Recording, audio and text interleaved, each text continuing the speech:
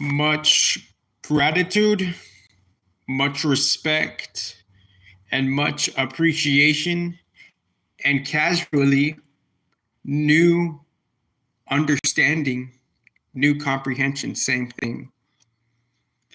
So I'm happy and privileged to be here with anybody who resonates in the different notes and tones of the octaves of the spectrum of the gods.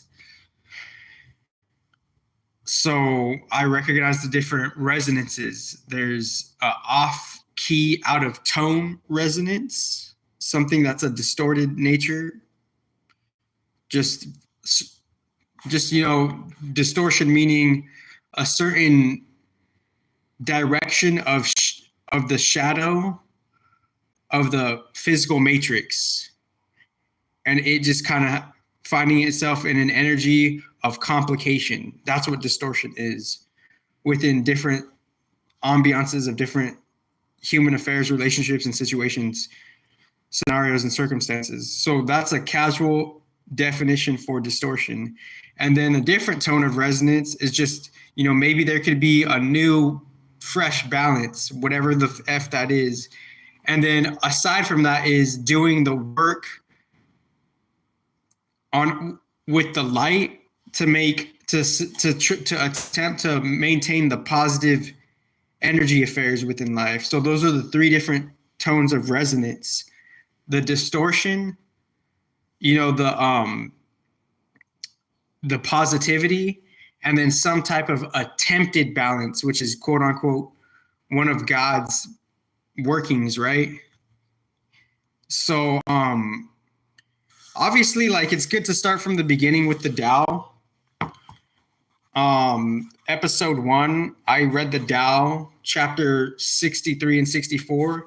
And now I'm going to read the Tao, chapter 61 and 62. But a quick note before I read this Tao is, if everything in a different niche metaphysical order, right? If there's a metaphysical order that supposedly, quote unquote, says everything is perfect, and that is agreeable to its own mechanics, right? Like the mechanics will say that there's a process to perfect and organize and align something to make a finished product based on the processes you're making it undergo through of different types of intelligent design, right? So what am I talking about here?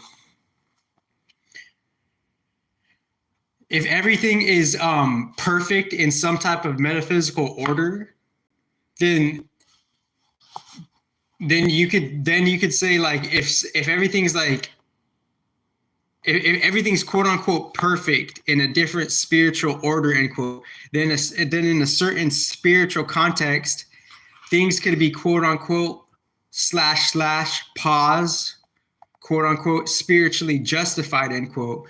Because if someone just says a two-dimensional piece of information, and for whatever reason your intelligence, regardless of your scholarships and your worldly experiences and affairs, if you get entrapped and just entranced on the mind state of just a two-dimensional piece of content, communication, and data bits of insights, that's your level of wavering to non-wavering intelligence that leaves you to choose to be entrapped by said two-dimensional pieces of content, right? A piece of verbal bloggage on a two-dimensional framework of communication, right? So that's your intelligence's accountability, right? You're choosing to focus and entrance and entrap yourself off of quote unquote two-dimensional content, just verbal communication that's written. And you're confused to what's really going on in the other dimensions, because that's your intelligence, not anybody else's. Not, hey, what do we think about this guy? Hey, what do we feel about this guy? No, what do you feel? Where's your intelligence at? It's not always, let's lean towards the community and let's lose my voice in the herd of things unconsciously. And then you want to get noticed for an out-of-pocket reason later. No. So recognizing there's an abstract order, the metaphysical perfect order, that metaphysically justifies reasons beyond two-dimensional reasons. And then within the two-dimensional template, the quote-unquote education system program, in the data logistics format of it, and the verbal like policies of it, obviously the curriculum says start from the beginning, right? So start this from the beginning. So with all of my new mini disclaimer is always start it from the beginning, right? Because if you just jump in the middle of it, it kind of interrupts like the balance and the order of like you're coming to class late, right? So if you come to class late, you miss the beginning, so you have some catching up to, you have some homework, but we're coming from a different starting point on a different dimensional axis, right? So we can recognize the abstract order and quote unquote on a major level spiritually justify things, right? Because there's a reason we're going beyond the two-dimensional reasoning. That's the spiritual justification of things. So, but obviously, if we want to like be formatted and not good, not bad, we want to focus on the ground up two-dimensional, third-dimensional, fourth-dimensional, fifth-dimensional process, then we can start from the beginning in a more academic level. So like obviously I should have started from chapter 1, right, of this DAO, but for some reason I started on 63, 64 just because that energy spoke to me, and now I could like move to anywhere, but I'm gonna go to 61 and 62 just because this new moon is ringing those numbers and it's a nearby thing, and the Pisces and Aries energy, they're prominent and quote unquote ripe. That constellation energy is depositing within the society, within the 12th house and the first house. Those energies are prominent within life force energy and conjunction energy, 12th house and first house, collective solar system, admin, cadmian body, and then wherever house your Pisces and Aries is at, right?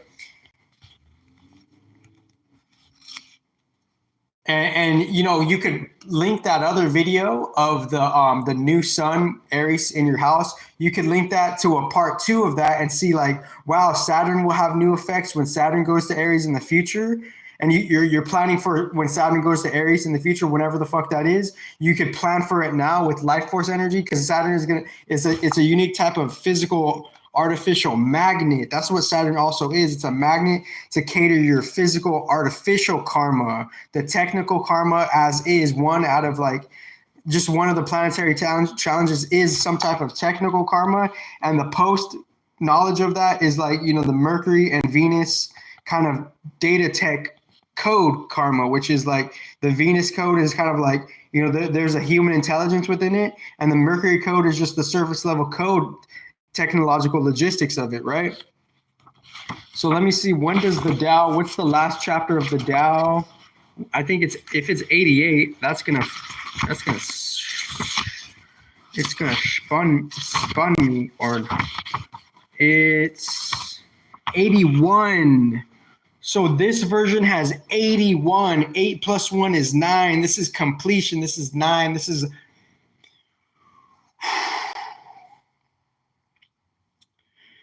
that yeah, this is like, yeah, this is it right here. But going back to the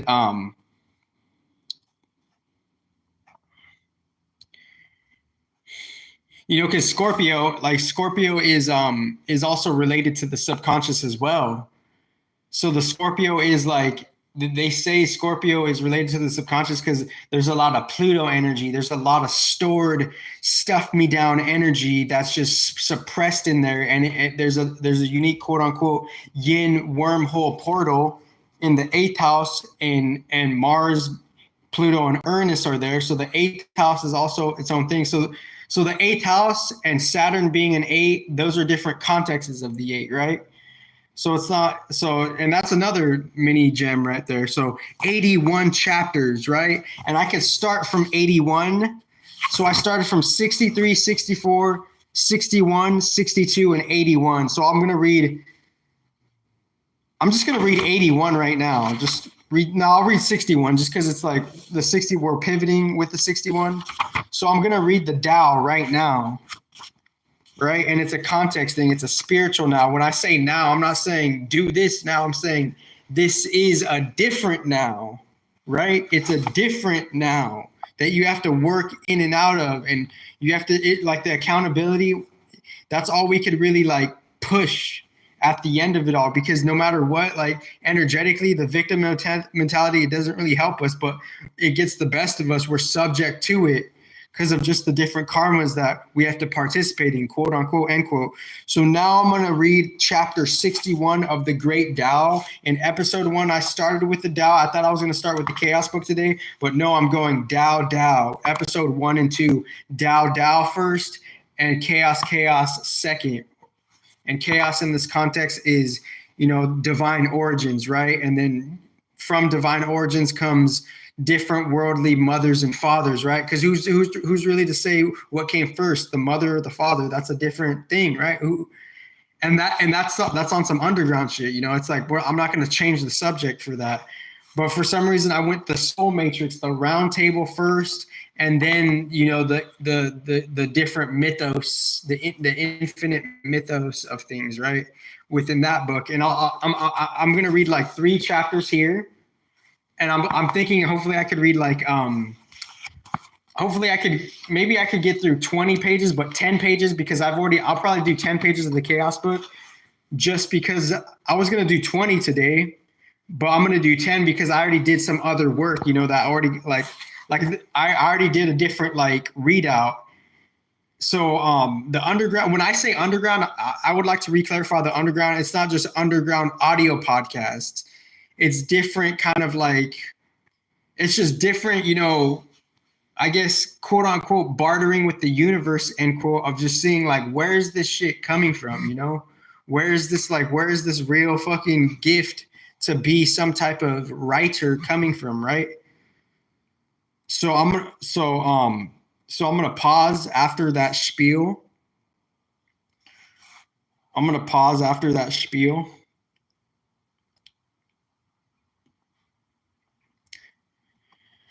And now after the pause, after the 2 books I read, I might do a dance commercial, but I might not. It just depends how I'm feeling. I want to get the literary works done first, real quick.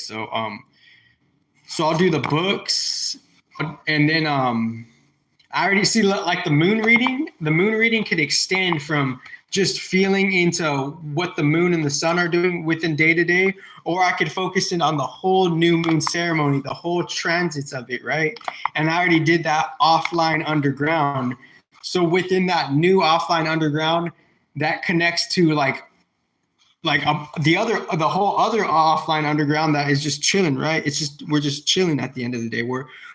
We started at chapter 63, non-doing, practicing with letting your intuition not do, and then your intuition not doing builds up your instinct, right? Original galactic open source, whatever.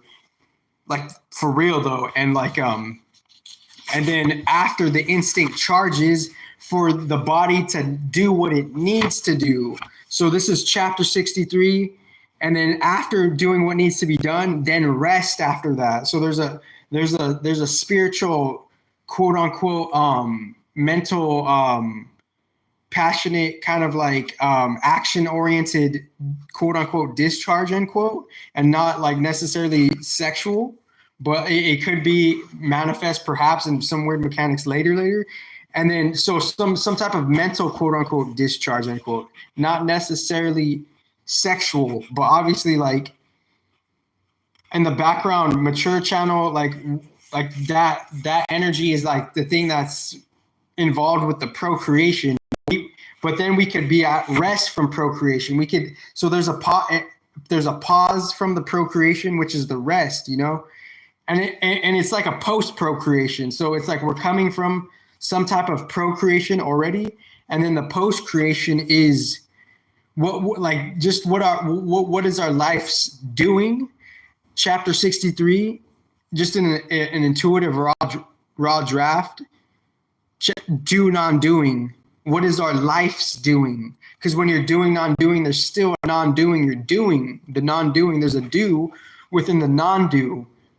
So you're doing the non-doing. So your life could be at a doing, and then rest. There's rest to recharge it all, right?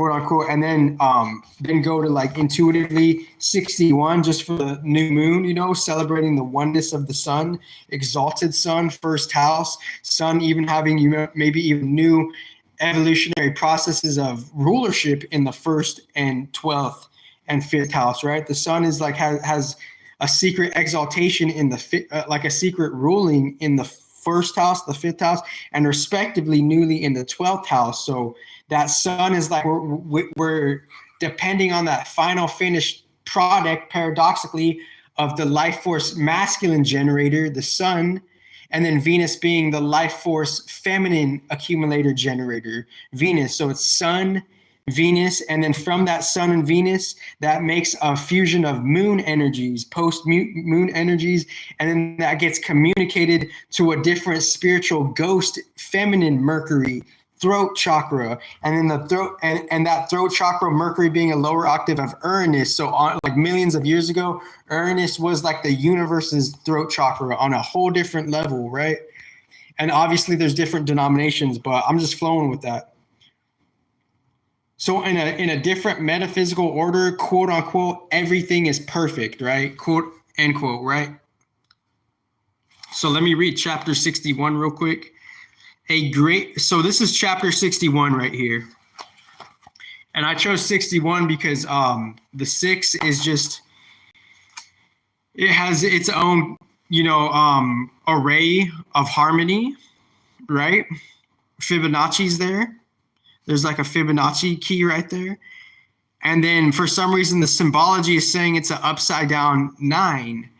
And the 6s and 9s in the symbolic aspect are something of like spiral current energy flow, right? So if you just look at the 6 and 9 without thinking of it as numbers, the symbols are saying it's some type of like whirling spiral of a hurricane without like identifying it as the numbers, because the 6 and the 9 character, it could even have a different symbol, maybe in a different alien language, but for just like the standard language, the numbers have likened to just one set of caricature symbols, right? A characterness of symbology, right? So the 6s and 9s, they're like some type of spiral front, right? And then within that spiral front, that is kind of just pointing to some type of natural harmony, and the 6 basing that natural harmony on the earth, and then the 9 kind of alleviating and ascending the hard harmony to the heavens. So it's like the 6 is a spiral, but the circle is sitting on its fat ass. So the 6 as a letter is just sitting on its fat, juicy, plushious ass, right? And then the 9 is turning that ass over and doing gymnastics using the good general karmas of energies to like put your ass to the sky, the 9, on just on a natural metaphysical level. So within the 61, it's like the 6 is like sitting that natural ass down and just being grateful, respective, and appreciative, the 6. And obviously the 6 has other things as well too. It's 2 3s, it's a 4 and a 2, it's a combination number, it's a compound number, right? 5 1. So 6 is a unique compound. They're unique compound numbers. 5 1, 4 2, 3 3, and that's kind of like it's in the middle of the compound numbers. And also there's a different compound combination I wanted to talk about, but I'll talk about it later. And oh yeah, it was like the 7, right? The 7 is also you know, has unique, like it has a unique compound attitude in respects to like just a different set of dimensions, right? So the 7 and the 6, they're like in the middle of this shit. They're like the most kind of like those single numerical digits. They're more likened and akin to like more compound combination combos, right? So within those compound combination combos, they're built to be expansive, right? The 6 and the 7 and the 8, right? And then the building blocks of those would be like kind of like 3, 2, and 1 that are less compoundy, right? And then 4 and 10 and 9, they're kind of just like they're their own like they're their own kind of like peaking magnitudes of like collective energies in a unique friends, right? So, but obviously recognizing the numerical digits that have less compounds, 0, 1, 2, 3, the ones that could be indifferent, 4, 9, and 10, and the ones that are more combinative, right? 6, 7, and 8, right? Standardly saying that. And I'm doing this just because like I've done this for a while, and my underground shit like is like it's spiritually justified, right? In a mature, intelligent understanding. So start this from the beginning, please. So 61. So I just broke down 61. I've been like I said, like, so 61, it's like, oh, something just fucking, some glass. I think I just, glass. Yeah, and it's like, thank you. So I start the presentation with gratitude, respect, and appreciation because, like, we all need each other. We might need some medics, just for some special medics, maybe military medics because they're more advanced because responding to different situations. So wouldn't the military medics be more advanced than the civilian medics, most respectively? Perhaps, more or less, because one's more yin and one's more yang. So it's not one that one's better than another. One's yin and one's yang. So the different types of medics are like, they're handling different types of cases, and you never know when you could need that, right? The karmas might tell you to go there. So it's like we have to do the work with this 6, right? With this Venus.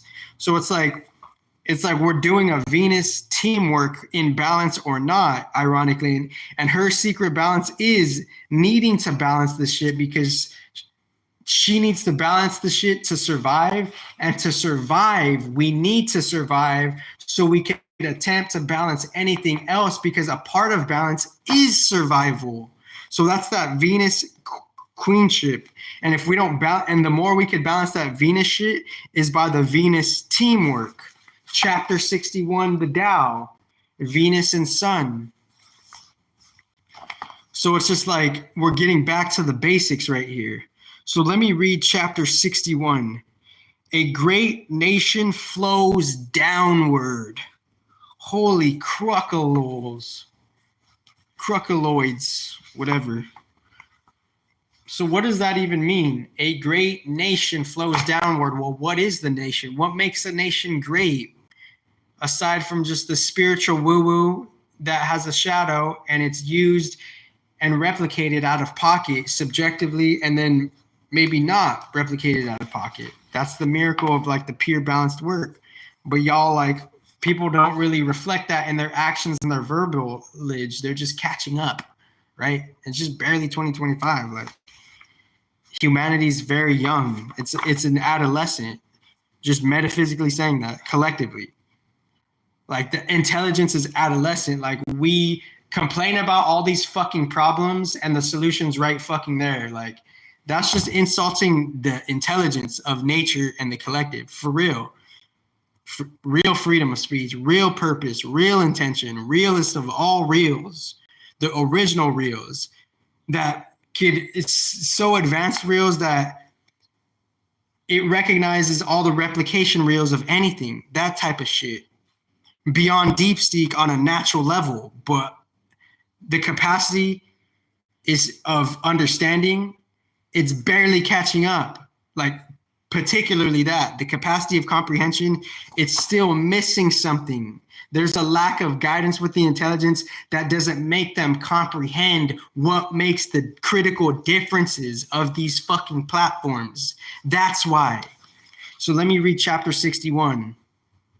A great nation flows downward into intercourse with the world, the female of the world, the daughter, the mother, the society mother, the society daughter of the darkness, influencing your females in your family based on that differentiation polarity war of female versus male in a different dimension. That male versus female dimensional war in a different dimension is reflecting the quality of the females and males on this planet. So chapter 61, a great nation flows downward. A great nation flows downward into intercourse with the world. The female of the world always prevails over the male by stillness. Nothing to hide, something to hide. That's your shame and your demons and your ghosts building up on you, and then you like esoterically destroying yourself because you're so confused and you're so hypocritical over lifetimes that the hypocrisy is now manifesting as a chaotic war in you. So the female of the world always prevails over the male by stillness, but I wouldn't say this female is human.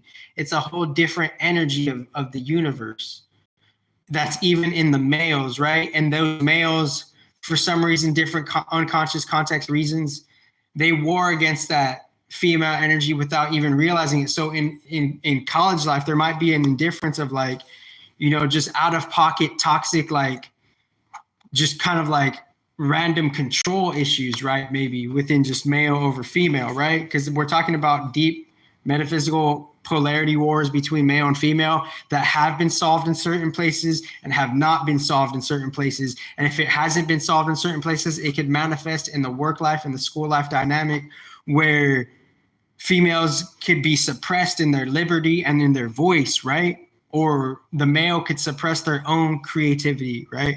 So chapter 61, a great nation flows downward. The female of the world always prevails over the male by stillness, because stillness is considered lower.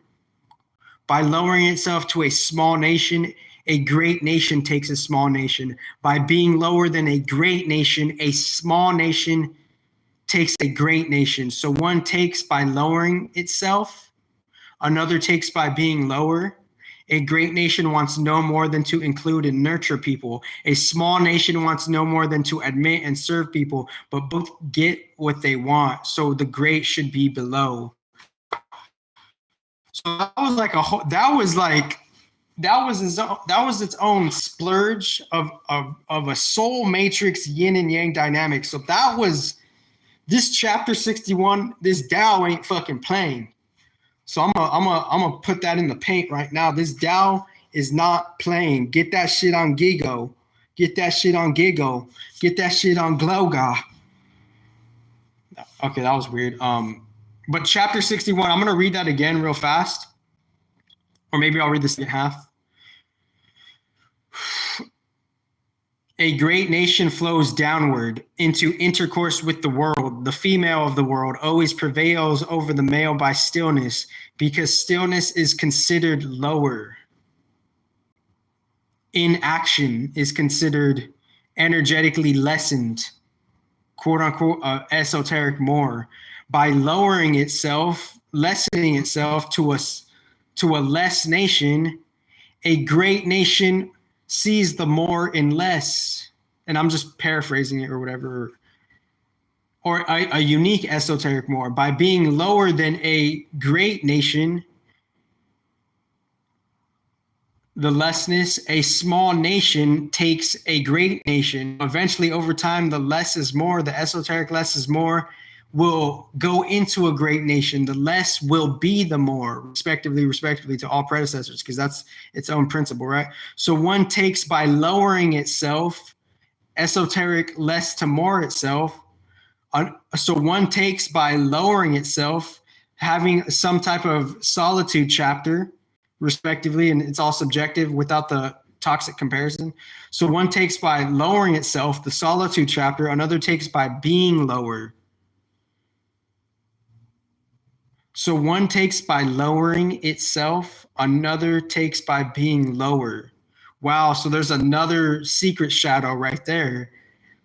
Another takes by being lower after one takes by lowering itself. A great nation wants no more than to include and nurture people. So the great nation, what's the context of a great nation, right? The great nation could be too much toxicity, or it could come or out of some type of pure balance, right? Original open source, right? So to be the real balanced great nation, right? A small nation wants no more than to admit and serve people. We all humble beginnings, right? So a small nation wants no more than to admit and serve people. So God is putting us in the solitude to recognize the humble beginnings, to recognize the co-creation, right, and the community collaborative teamwork. A lot of different C's. There's a bunch of different C's across the board. Shout out to all the C's, right, and shout out to the predecessors. Both get what they want depending on the temperament of distortion or not distortion. So the great should be below. So the great needs to go. It just needs to have its own cycle. It has to the great, and if the great doesn't recognize that flow of nature, then nature will do its thing, right? So now I'm going to read chapter 62 of the Tao.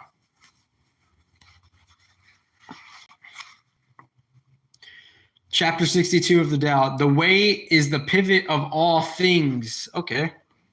All right. The way. So the lane of a God, right? The lane of the lane of a God is the pivot. The lane of the God is the turnaround point of all things. So yeah, we want to experience, like, people want to, like, generally, like, have an innate ability to organize things and experience the most out of life, right? But we need some type of catalyst, right? Some type of spiritual catalyst to do that. So chapter 62 is the spiritual catalyst, and these synchronicities are kind of weird, right? Because there's a place called the Catalyst. I'm not going to say the city. The city, what I'm talking about. Chapter 62, the way is the pivot of all things, the spiritual catalyst. The lane to change. The lane to, like, shift. The guider's lane to shift into the spiritual catalyst. Chapter 62. There's a 2 there. There's the moon and there's the Venus there. So there's a moon and there's a Venus there. So the moon is like, how should we be feeling about all of this shit? Well, chapter 62, it's right there. The 2, the moon, we got a moon, and then Venus, we got to do this quote unquote, subjective grunt work, end quote. The 6, subjective grunt work for the fucking, so we could work to, like, just do one of the first levels to possibly get quote unquote liberation, end quote. Chapter 62. So I quote unquote paraphrased a lot of this, end quote, or some of it, if I use that word paraphrase, right? Included and added some different insight within this. And I'm not sure if I use the word paraphrase right, but I'll look into that later.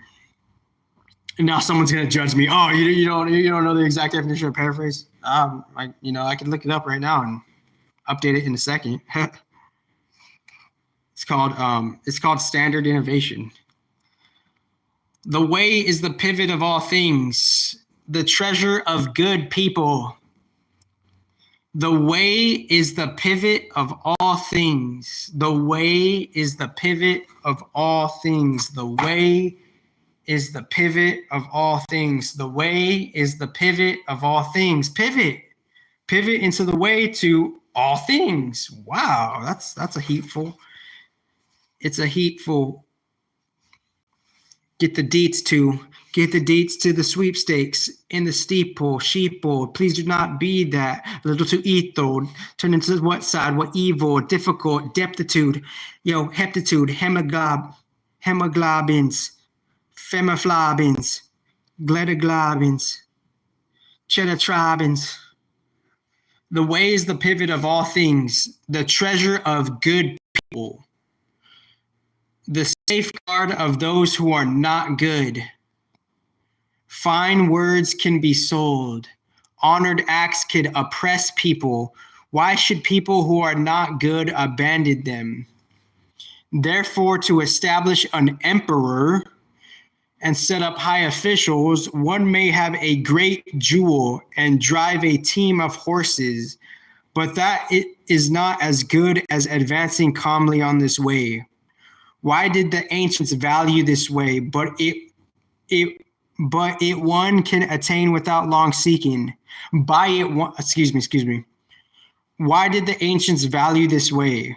By it one could attain without long seeking and escape from the faults one has. Therefore it is valued by the world. Therefore, to establish an emperor and set up high officials, one may have a great jewel and drive a team of horses, but that is not as good as advancing calmly on this way. So look at driving a team of horses, the journey energy, the one energy, the basic, unit, the basic one equaling one being its own paradox of the compound of all the numbers, right? So chapter 61 and 62, one compounds everything, right? So the one is the paradox number that could compound all of it, because all the numbers include the basic unit of 1 and 0.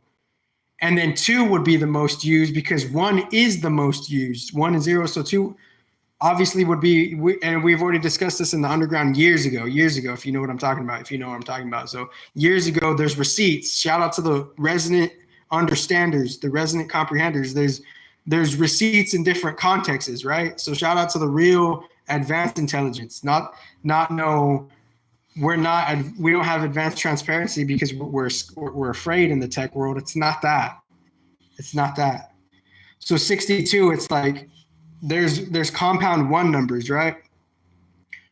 So the one is always here, but it's kind of in the unconscious flow. We're using the life force energy. We're using some type of context of will and life force, the one. And from that will and life force, the will and life force resets in the Aries season. So it's like the whole gambit of it all, right? Quote unquote, end quote. The next 12 months, the one is reset, the life force energy itself and the will itself is resetting in the Aries season. And that will resetting itself, it's conjunct with media deception. So of course, dumb motherfucking scholarly people are gonna say this is disinformation. Of course, your distorted, like inverted, elusive ass would say that, and they're gonna do something with that. Neptune conjunct Sun, people are gonna have different contexts and agendas of trying to blackmail you, literally. And for me to perceive that with the astrology is a top fucking miracle. Original open source, beyond it all, respectively, with the receipts and the undergrounds and these cowardly, non-transparent, incomplete tech people. Excuse me. So within that, people like Neptune conjunct Sun and Aries, people are going to have different polarizing agendas where they're going to put their life's work, they're going to dedicate their lives to trying to destroy you.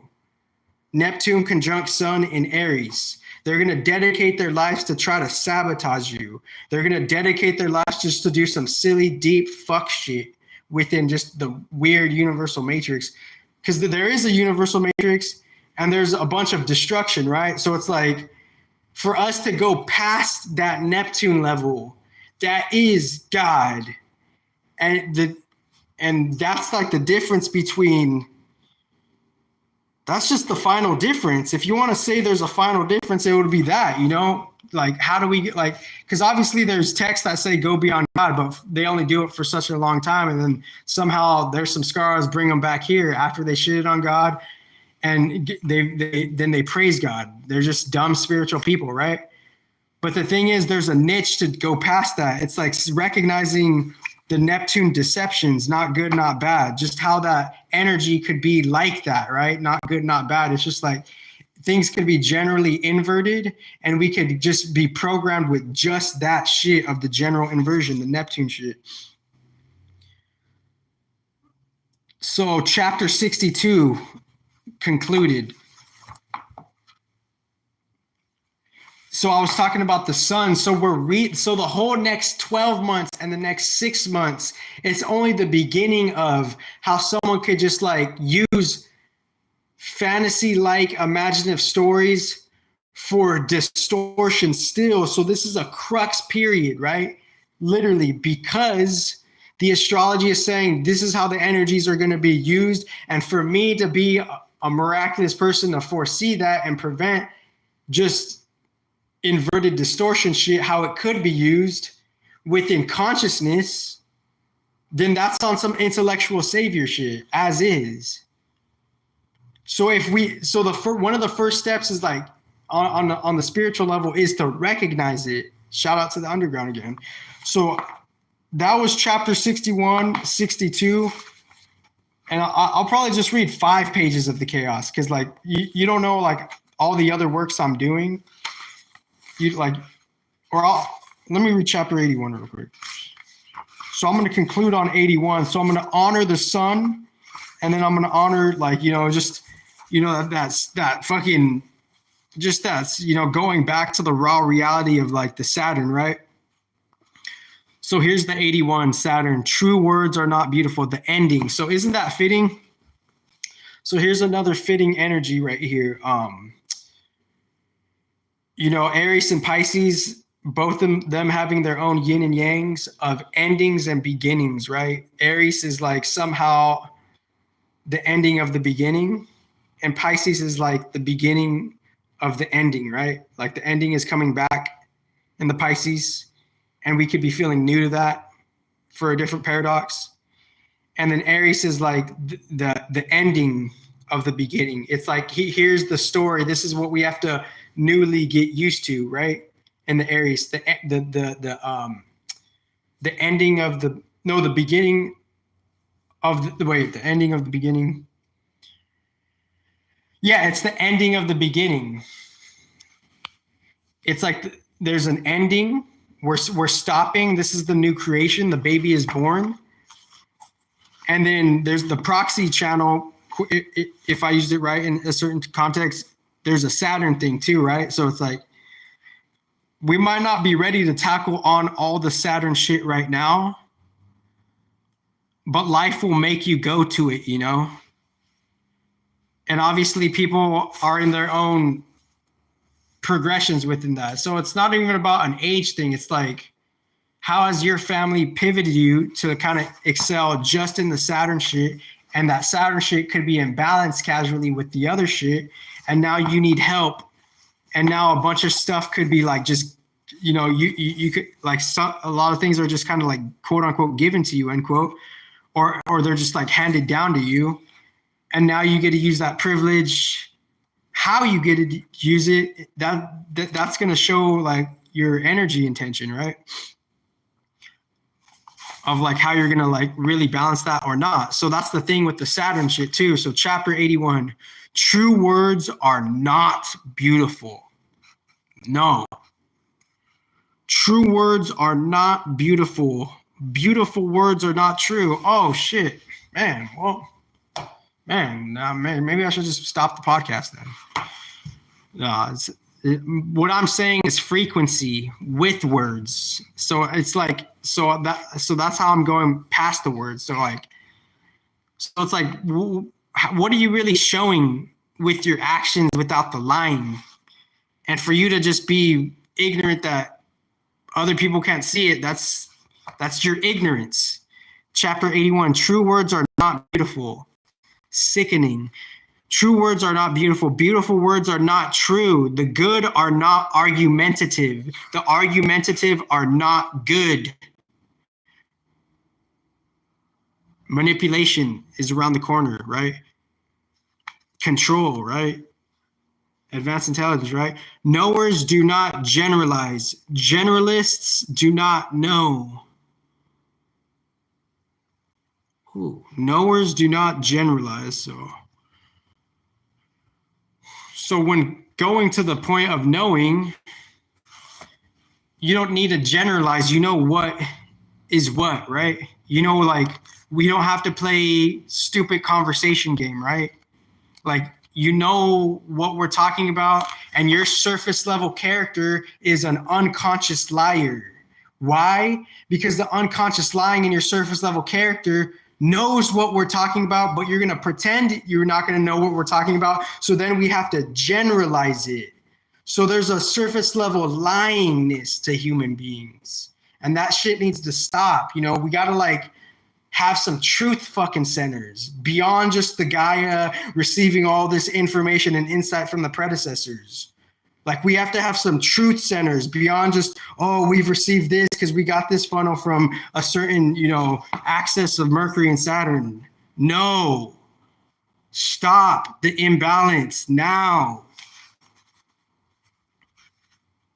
Sages do not accumulate, excuse me for that. Knowers do not generalize. Generalists do not know. Sages do not accumulate anything, but give everything to others. Sages do not accumulate anything, but give everything to others. Having more, wait a minute. Excuse me. True words are not beautiful. Beautiful words are not true. The good are not argumentative. The argumentative are not good. Knowers do not generalize. Generalists do not know. Sages do not accumulate anything, but give everything to others. Having more, the more they give. The way of heaven helps and does no harm. The way for humans is to act without contention.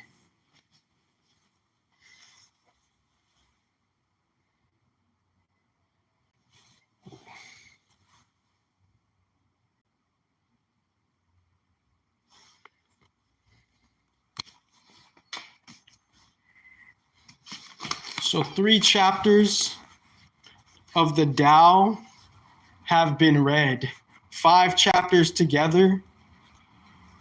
And I'm going to read 5 or 20 pages of the Chaos Gia Eros book. 5 chapters. And obviously we're all at different walks in life, so we're also not toxically comparing. So if anybody wants to quote unquote debate me, which you're kind of fucking late, ironically, is you're probably a toxic comparer without even realizing it. And you could thank me later for that grace intelligence later. So I ended off on chapter 4. And I'll just read the last chapter from the last place. Conjecture 3, Art Transformation. The chaos revolution currently underway in the sciences and the related paradigm shifts associated with the names of Gaia and Eros signal a major shift in life in history. The importance of this conjecture, if it is true, is that it gives us an opportunity to end entirely the harmful repression of chaos, which may be crucial for our understanding of and harmonious coexistence with nature and the development of a peaceful global society. So that's the thing. The development of a peaceful global society, it's just fanciful thinking without advanced intelligence. So there's another example that's just something that's not necessarily cleared up about within, but obviously I'm just judging that example. I'm not judging the book. So now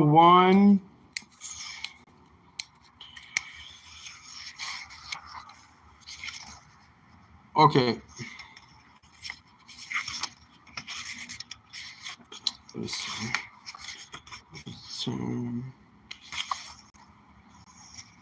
Okay, all right, I see it. All right, so I'm gonna read 5 pages. So rather than holding it like a jackbutt, how about I put it right here?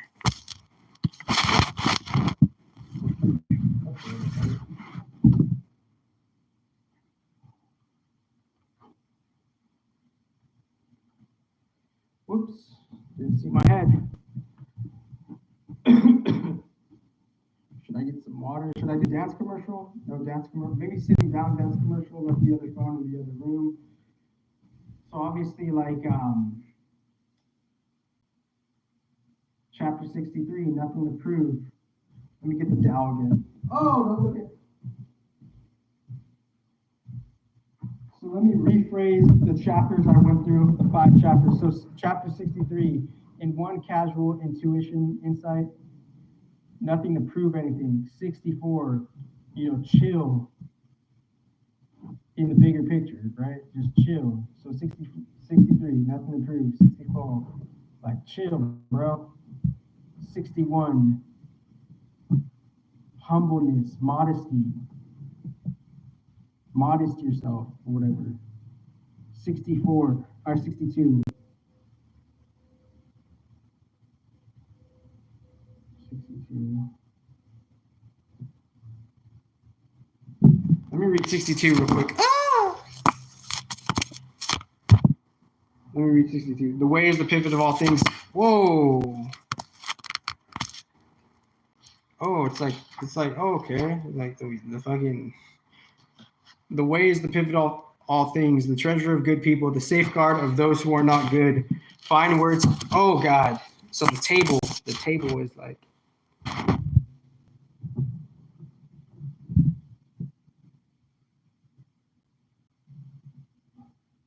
so 62 respectively is just, you know, finding a guide, right? And then you can go back to when I read chapter 62. So 63, nothing really to prove, or something like that, or just, you know, or 63 is like instinct, 64 is chill, 61 is modesty, 62 is we all need guidance, and 81 is actions.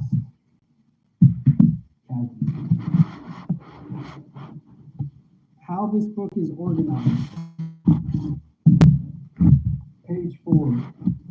And then the subtext, the chaos revolution currently underway in the sciences and the related paradigm shifts associated with the names Gaia and Eros signal a major shift, major phase shift in history. And let me read the subtext of page 1. One of the main goals of this book is to introduce the concept of dynamical historiography,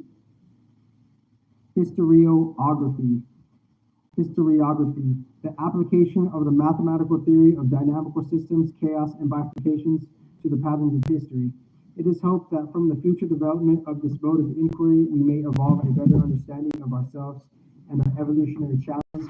And I do an underground podcast specifically about bifurcations in my own intuitive flavor. So now I'm on chapter 4. I read the subtext of chapter 4, how this book is organized. So I'm gonna run through 5 pages.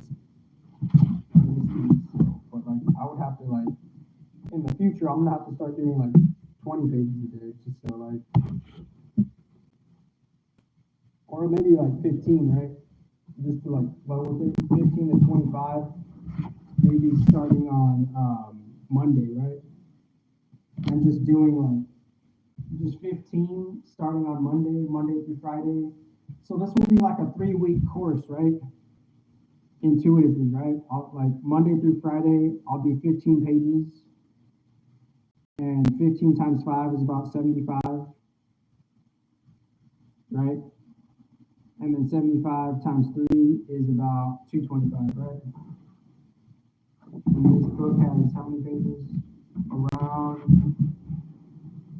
like, what's the last? oh God, please God. It's 220. 220, give or take, right? So yeah, so 3 weeks. So starting Monday, this is an intuitive 3-week course. Anybody's welcome to resonate in the 3 different modes, right? Because obviously there's going to be distortion. So the real intelligence is just recognizing the it's just recognizing the distortion, right? And you can call me DP Cranger. I'm DP Cranger Browns. And yeah, shout out to the Brownses, right?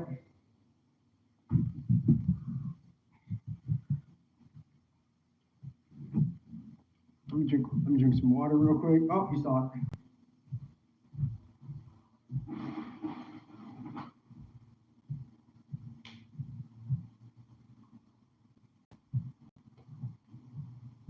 And then new moon in Aries, right? You know, feeling the reset of ambition, you know, seeing how ambition coincides, Mars and the sun, they're working with each other in this solar system. So we could build and see the paradox of war. The paradox of war is just beginning all over again. It's barely starting. For the next 6 to 12 months, the war is at a calm phase, and then it's going to have an escalation. And then 6 months, there's going to be a casual another phase, and then there's going to be the second escalation. So there's going to be 2 roller coasters of war starting in the Aries season, right? because it has a pause, right? It needs to restart over. The energies need to restart. So within the Pisces and Aries, people are just thinking like, oh yeah, let's peace right now, but not everybody's thinking peace, right? Peace is just rhetoric. Not everyone's thinking peace, right? So, but there is times of peace though. Let me read this shit.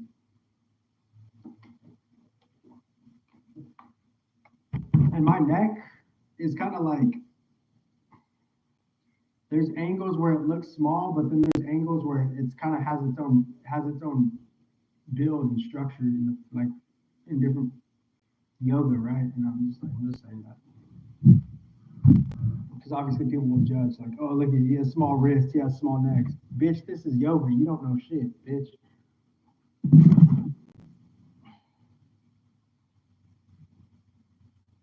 How this book is organized.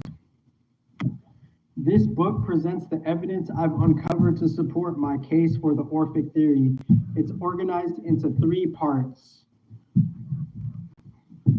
Don't fart.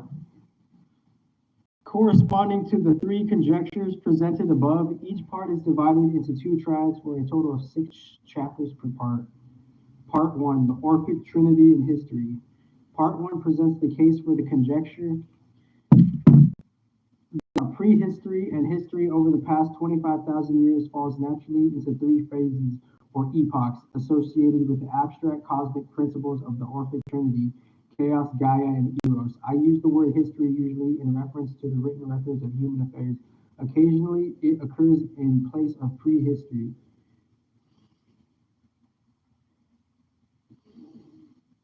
For the unwritten record revealed through archaeology, I use the word myth for the written records of oral literature. Whether religious or secular, ancient or recent, metahistory refers to the overall pattern of prehistory, and history as seen by prehistorians and historians.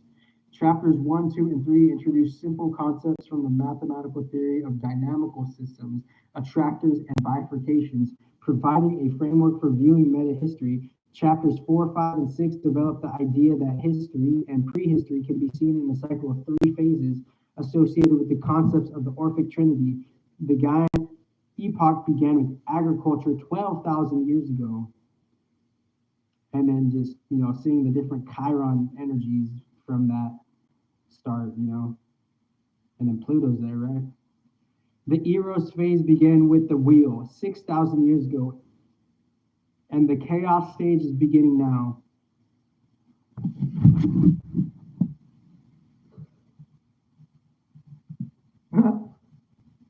Look, I'm at your library, just kidding.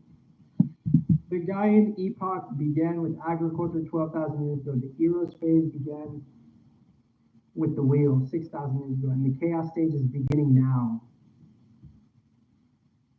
Kali. For reasons related to the mathematical concepts, I also call these 3 phases the static, periodic, and chaotic epochs respectively. Their spans: static Gaia, 10,000 to 4,000 BC, agricultural and partnership. Periodic Eros, 4,000 BC to AD 1962, the wheel, patriarchy, and science. So this guy's intuition is saying some patriarchy energies had a conclusion before a resurging of the divine feminine in 1962 and 1963. Because he's saying periodic eras, 4,000 BC to AD 1962, the wheel, patriarchy, and science. So there was a unique turning point within the patriarchy in 1963, if that could make sense in a different esoteric channel. Chaotic, after 1962, neo-pagan and postmodern. So 1963, where were we at 1962? So look at the 63s and the 62s. I Ching, or the Tao Te Ching, we're just talking about 62s and 63s. And now human timeline shit, 62s and 63s. So these 62s and 63s, it's like this Venus work. It's not a joke, the Venus has a shadow. Lucifer has a shadow. And that Lucifer shadow, it's subjective, right? It's just subjective. transitions between these epochs, which I call bifurcations, for reasons that will become clear in the text, are the Neolithic Revolution, ca. 10,000 BC. So this whole time span is the Neolithic Revolution. So he's called, and that coincides with, quote unquote, astrological time spans, end quote. The arrival of the wheel, right? From Uranus to Saturn to Mercury or whatever. And some having unique statuses like Jupiter and Neptune.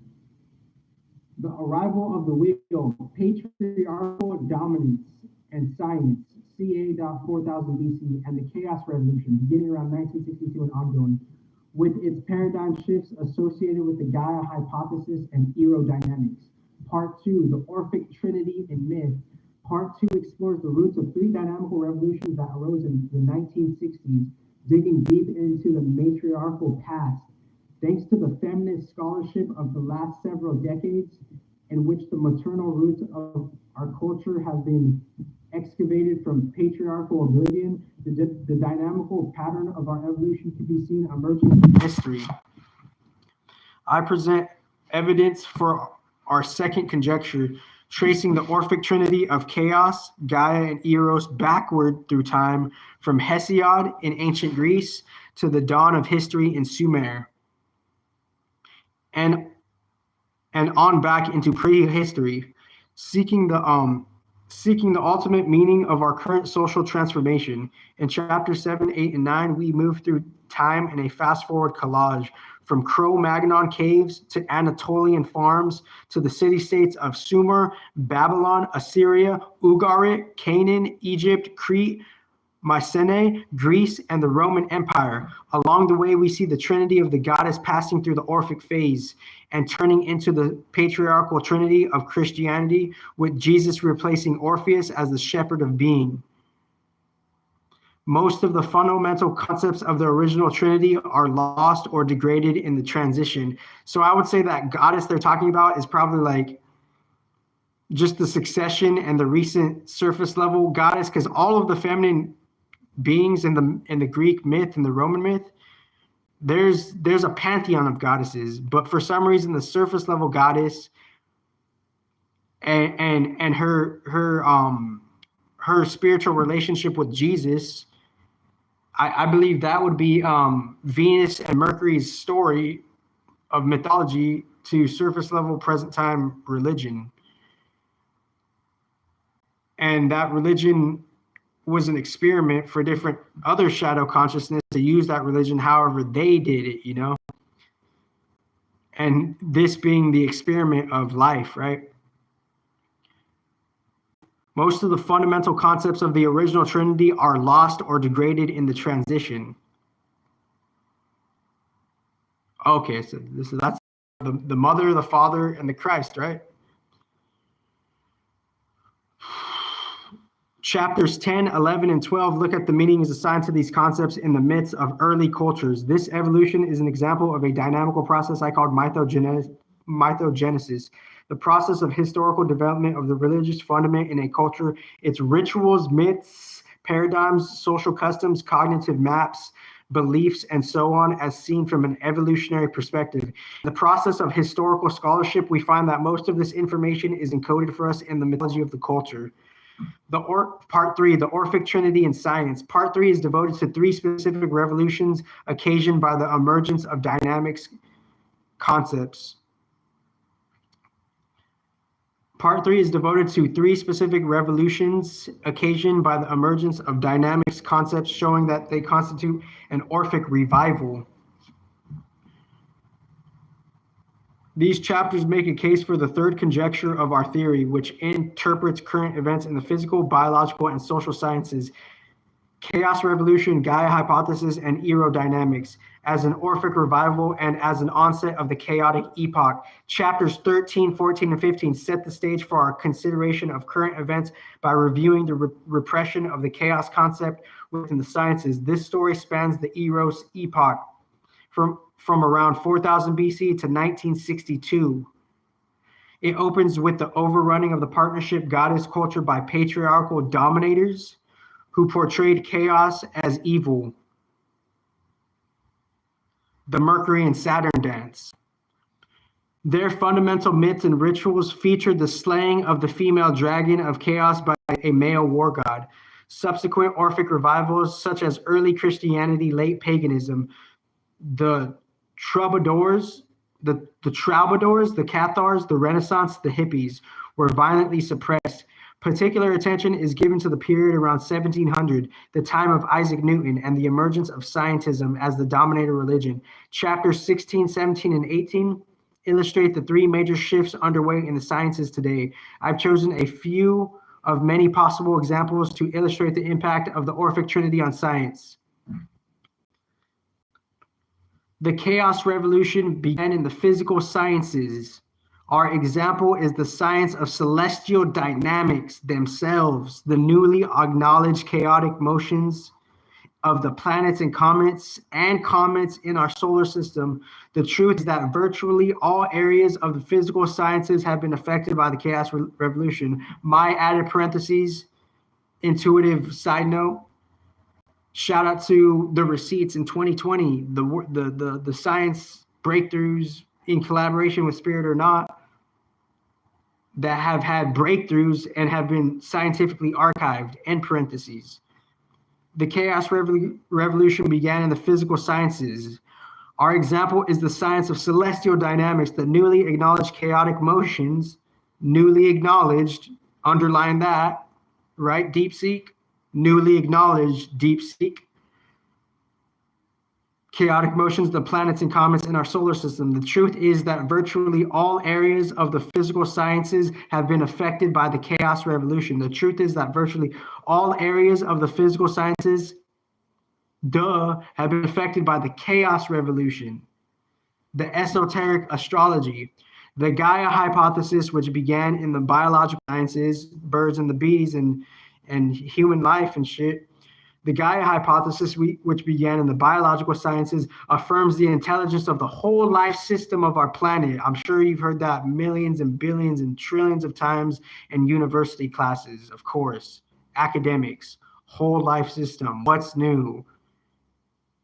And then shadow matrix shit. Let's forget it and do random shit. The Gaia hypothesis, which began in the biological sciences, affirms the intelligence of the whole life system of our planet in creating and regulating the physical conditions optimal for the emergence and maintenance of life. The history of the temperature and climate of Earth with its regulation by the biosphere and its irregularities, ice ages, parentheses, end parentheses, caused by chaos in the solar system, the divine mother in the solar system, is used to illustrate Gaian theory, biogeography, ocean biology, the origin of life, and many other areas of biological science have been transformed by the Gaia hypothesis. And I will read it. I'll re-listen to this, obviously, and reread it, because this is some fruity stuff. Aerodynamics, which began in the social sciences, is the current research frontier of applied chaos theory. So let me read the Gaia hypothesis over again.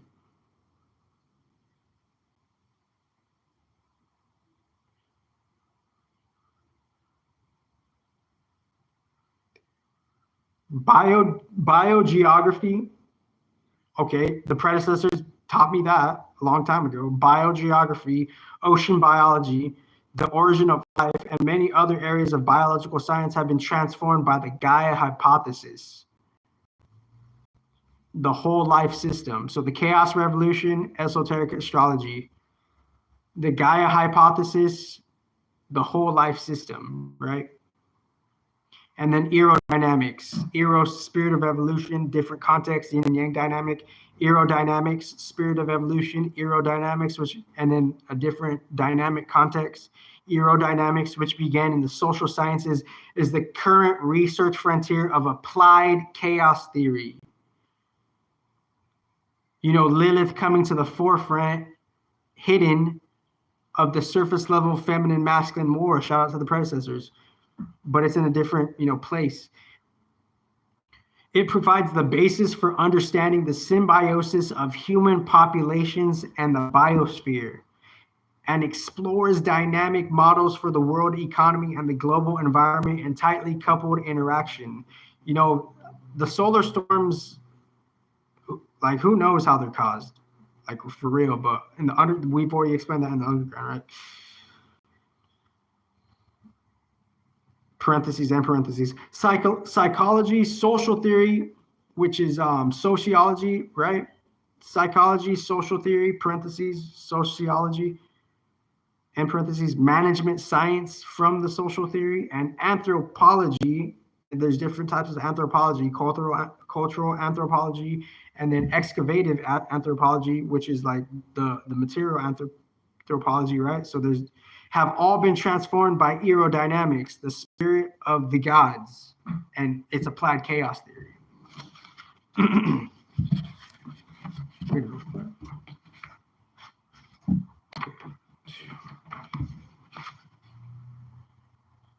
Oh, okay. For some reason, I was reading. Okay, I see it. Subtext on page 6, and then that ends, and page 6 ends the introduction. We live today in the midst of a major cultural transformation. Wow, since 1962 to 2025. So that's what, let's see. It's like, what is that 63 years? 63 years. 63, guys, because like 2025 minus 1962, is that not 63?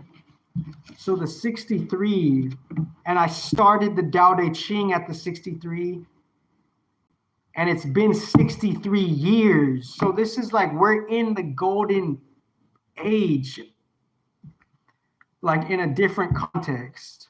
And this golden age of this alignment and this resetted balance, it's not going to happen until next year. Like, we're starting a 63 age year where the shift it kind of started and ended in 1962, and it's been 63 years, right? So the 63 and like this, just the 63, it's like, wow, that 63, that Pisces. Where's Pisces in your chart? Because Saturn's doing work there. Saturn pulling you to like get like, just do that surface level career technical work in the fucking surface level matrix, and, you know, quote unquote, put nature later, end quote. Mind the quotes. So our choice, to end the introduction, we live today in the midst of a major cultural transformation. So the subtext is applied in the first paragraph at the ending of this introduction. And I just read that. But I'll read it again. We live today in the midst of a major cultural... I read that. Wait. We live today in the midst of a major cultural transformation that echoes similar events throughout our history. Our choice to nurture that historical imperative rather than pursuing yet another suppression, you choose your non-suppression or not, may determine our future, and may that determine your future, and even whether our species has a future. Wow. And God... the God beyond all gods knows if your future somehow, maybe not. We are now at a hinge in history, not an apocalypse.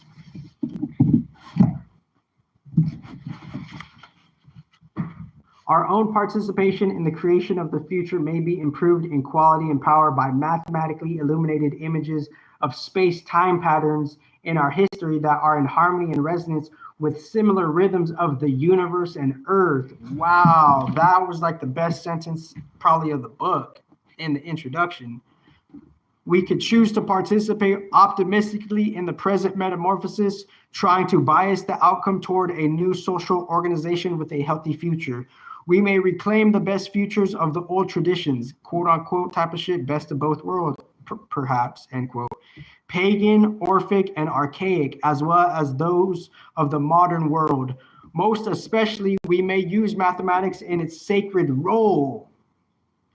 not just the surface level way, but you can though, just that, and that's a whole difference of things, and the maturity or the attitude could be teamwork, but to recognize the attitude that is not of teamwork, that's some advanced mature intelligence right there. Most especially, we may use mathematics in its sacred role, midway between heaven and earth, to restore our spiritual connection to the divine patterns that have successfully guided our evolution through challenges and metamorphoses we've met in our long line of Genesis. Here I rest my case. So one more closing note is, aside from every scholarly academic textbook, there comes a point where we go beyond the research, the knowledge, and the rhetoric to dedicate ourselves to the action. So here I rest my case. I'm going to read 2 more pages. Start this from the beginning.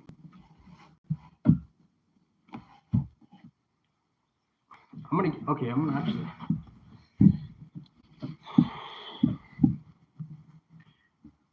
Part 1.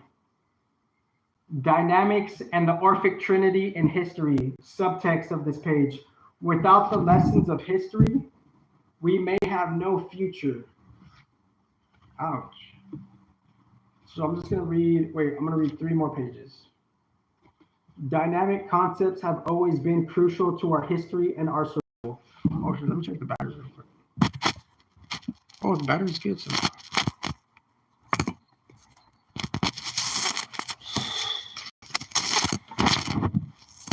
Oh, geez.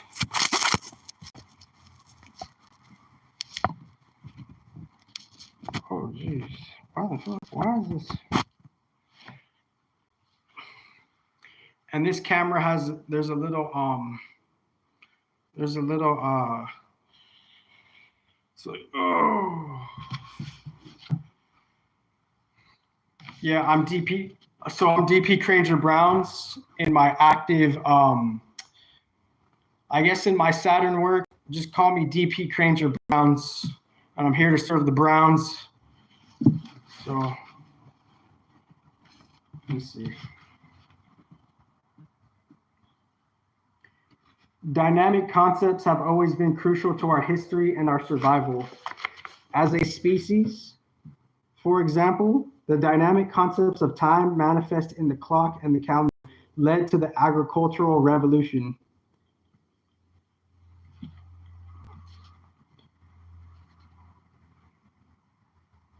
The dynamic concept of cyclic behavior, which materialized as the wheel, led to the urban revolution.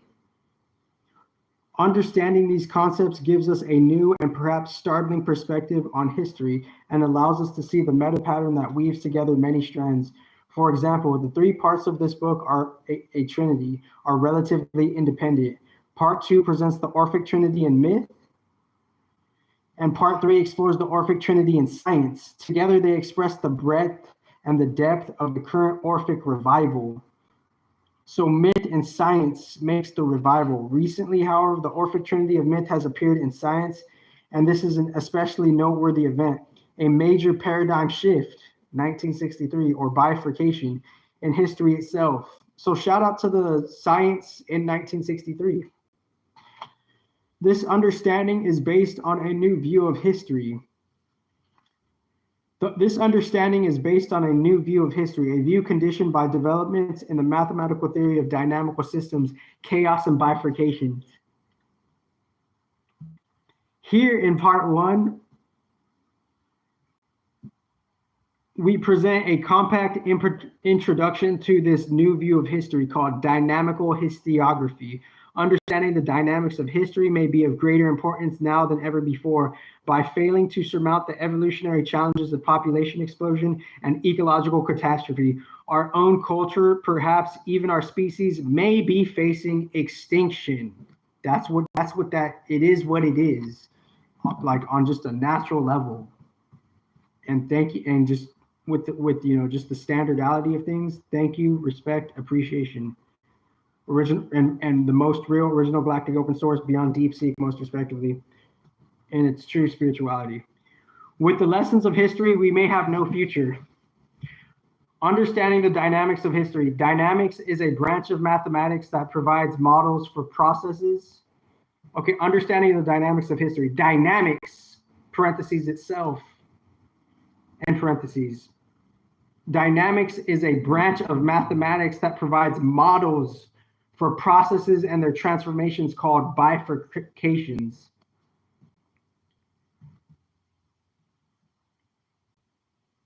And when I hear bifurcations, I also like the other word that comes to mind is like obscuringness and eclipsingness, you know, and just a different mathematical science angle of it. Because I speak on bifurcations in a whole different way, because that's what transformation is. Transformation is leading to something of a new model process of bifurcation, but the transformation could be anything, right? So that's like a different type of essence, right? The application of dynamic concepts to the process of history had already occurred to Newton in the 1660s. So in the 1660s, Isaac Newton was already aware of the transformation. Isaac Newton probably was already affiliated with the material timeline Vedas that started 66,000 years ago to the spiritual Vedas, which were eternity, right? Original open source. So it's like, I mean, you know, shout out to the original, like, quote unquote big three, end quote, because that's the whole spiritual bifurcation and how that shit transforms and comes from how it comes from. And you know, people are sour and they complain within their subjective life. I get it. That's the churning of the transformation.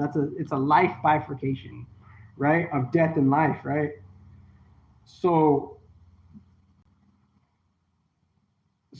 there's a spiritual genesis bifurcation from the Vedic three, right? And from that, they eventually make some type of threshold of a as above Pisces constellation. And then out of that Pisces Aries constellation, the heights of the material realm grow and they cap off within a paradoxical, like, you know, Virgo Libra type of shit in just a different esoteric natural setting within the space of it, right? So it's like, you know, the quote unquote Libra energy, it's like standardly not all Libras are the same, but there could be like kind of like a catching up theme, right? It's kind of like juggling different energies. It's like we're there to hold space, but still we have other niche things to do, and it's like we're kind of catching up and we have to survive. And all the Libras are different, and then there's different decans of Libras. So go back to just old astrology videos. It was like a recent video, what makes all the different signs different. There's 5 other points. Yeah, and then you know, we're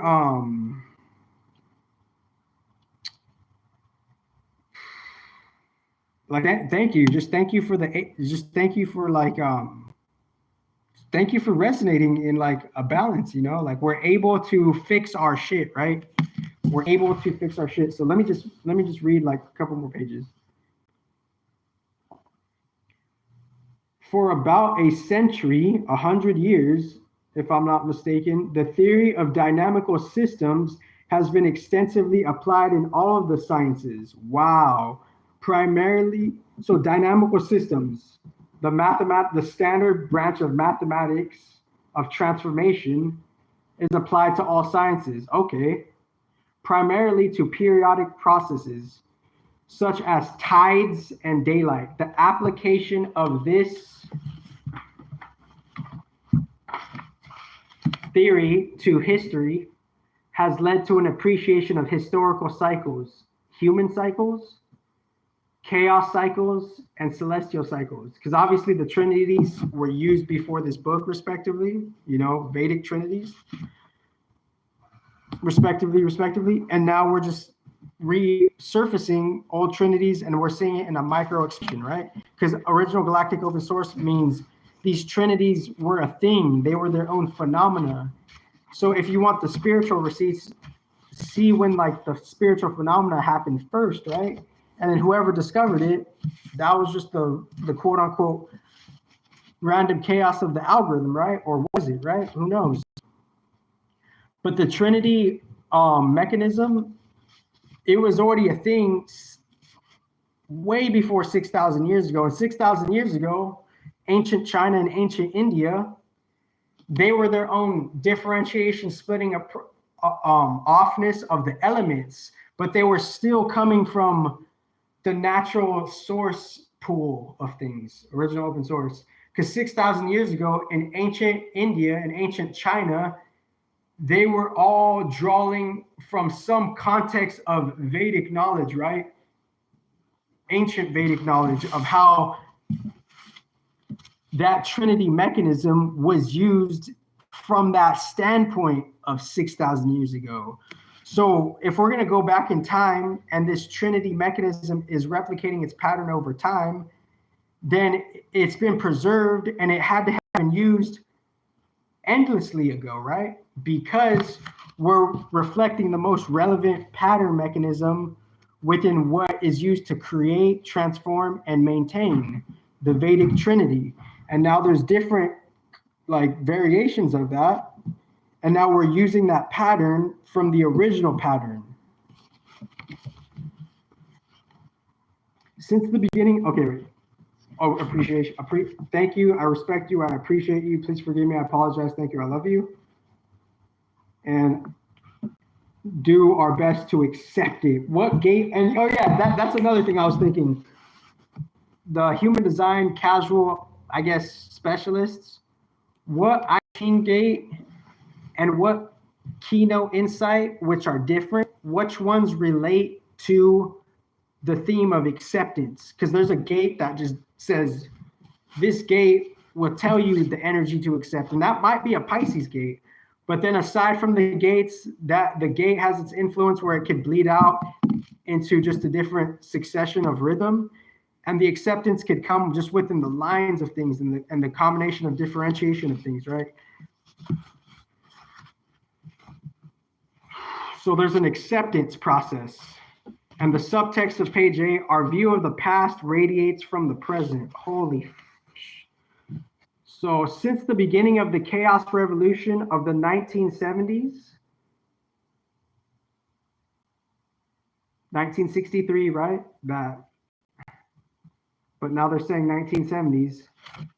So there was like a 7-year, 8-year buffer period.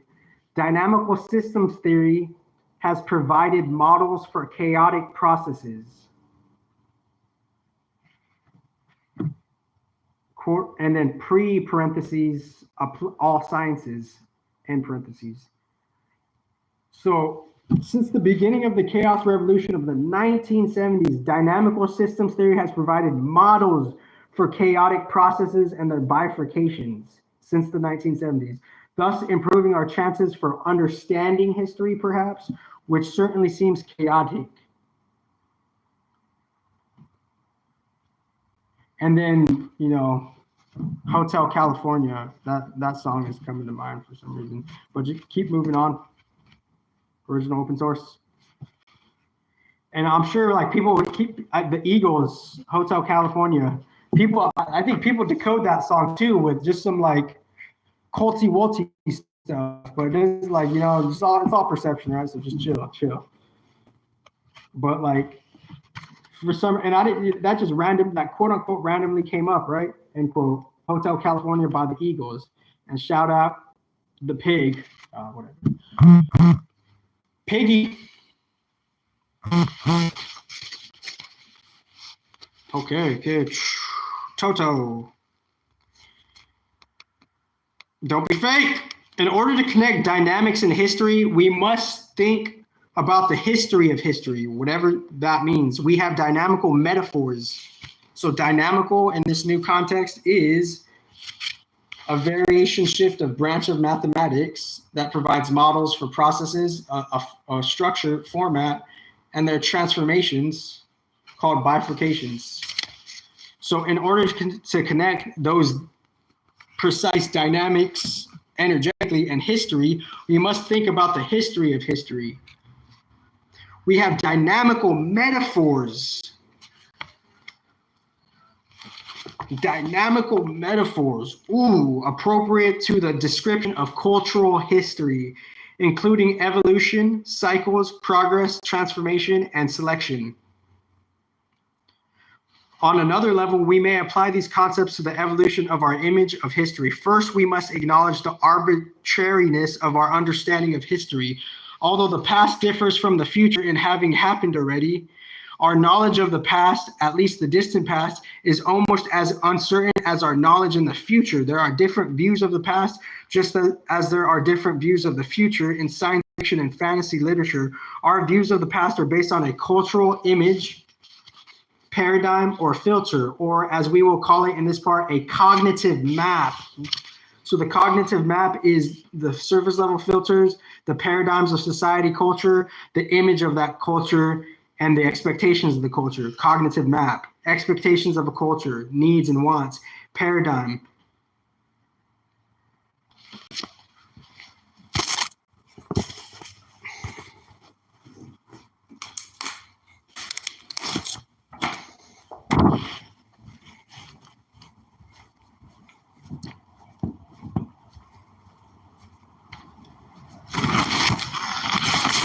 So I'm just gonna do it outside.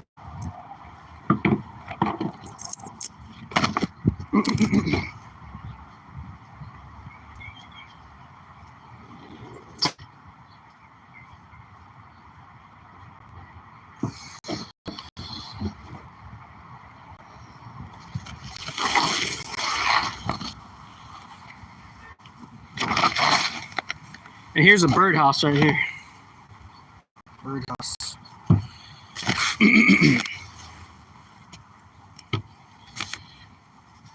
So, where am I at? Let's see. Our images of our views of the past are based on a cultural image, the cognitive map. Our views of the past are based on a cultural image, paradigm, or filter, or as we will call it in this part, a cognitive map. And the maps, you know, we all have our fair relation with the maps, right? Pause for that one. Because we don't have to be toxic competitive. But the toxic competition, of course it's there. Of course. Thus, our view of the past radiates from the present, just as our view of the future does. So I only got 2 more pages.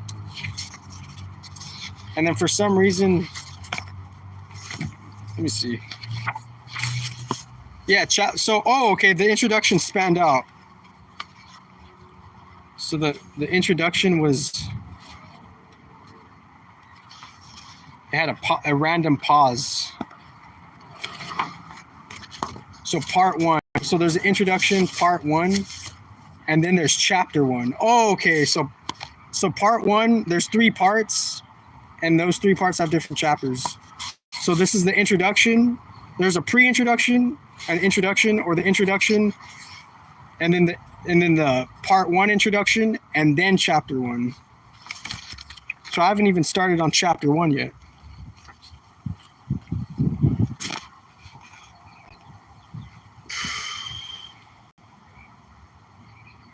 Our images of both past and future are evolving in the present. Thus, our view of the past radiates from the present, just as our view of the future does. Our image of both past and future are evolving in the present. When we experience a shift of paradigm in the present, we revise our view of history. At some prior shifts, the older histories were actually burned and replaced with the revisions. Now, however, we have a rapid accumulation of parallel histories, historiography, comprising the history of history. The theory of history and the philosophy of history has become an active scholarly pursuit. The history of history is the theory of history, the philosophy of history, and is an active scholarly pursuit with parallel histories, historiography. By dynamical historiography, then we mean the application of dynamical systems, concepts, and models to history.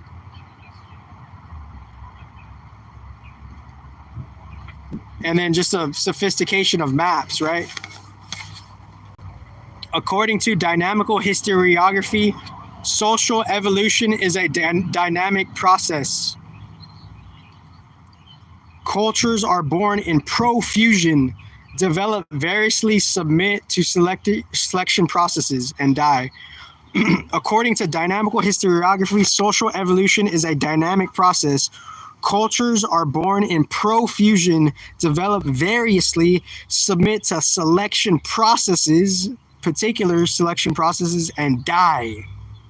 Decay, death, secret Pluto.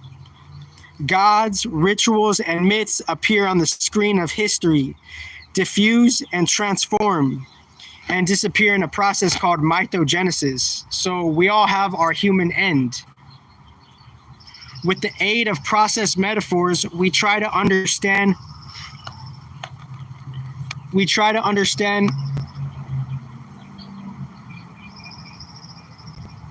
So the wind is doing its thing. With the aid of process metaphors, we try to understand cultural evolution, and through this understanding, surmount the challenges that natural selection applies to the mutations of cultures.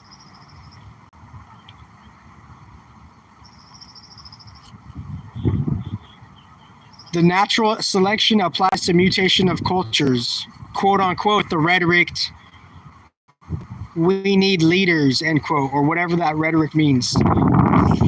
We begin our introduction to dynamical historiography with a look at some topics that belong to historiography, hermeneutics, cognitive maps, and a survey of early steps toward the dynamics of history, including a survey of various theories of cycles in history. Part 1 culminates with a theory of the history of consciousness based on the dynamical concepts of attractors and bifurcators, or bifurcations. One type of attractor is the chaotic attractor, a new model for chaos provided by the mathematical theory of dynamical systems. It empowers the chaos revolution now underway in the sciences. The new mathematical knowledge of this attractor and its bifurcations gives us hope for a new understanding of history, a revolution in dynamical historiography. A consideration of this possibility and its application to the mythic layer of history are among the goals of this book.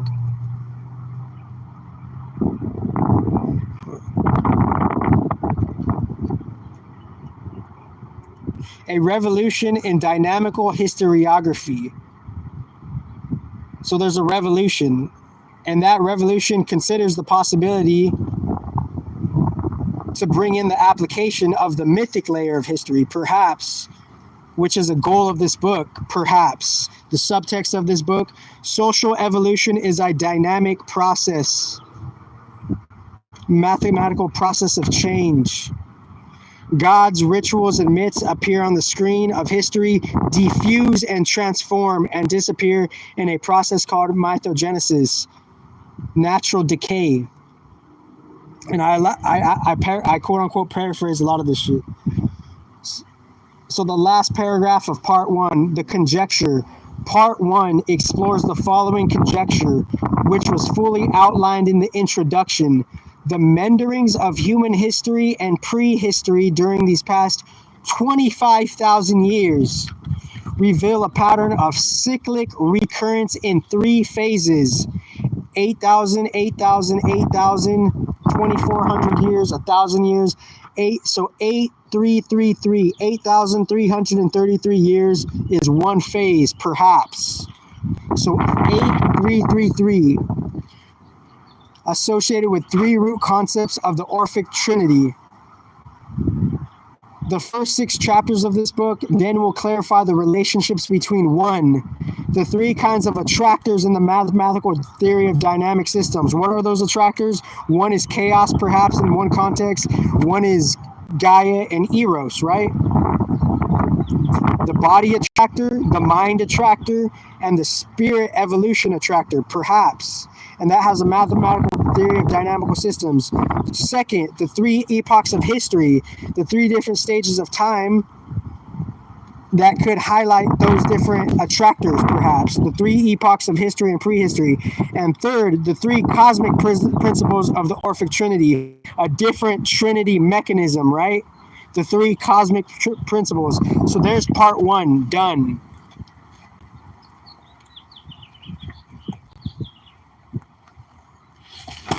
And let me just kind of dynamical views of history, chapter 1. Great stuff. Great stuff.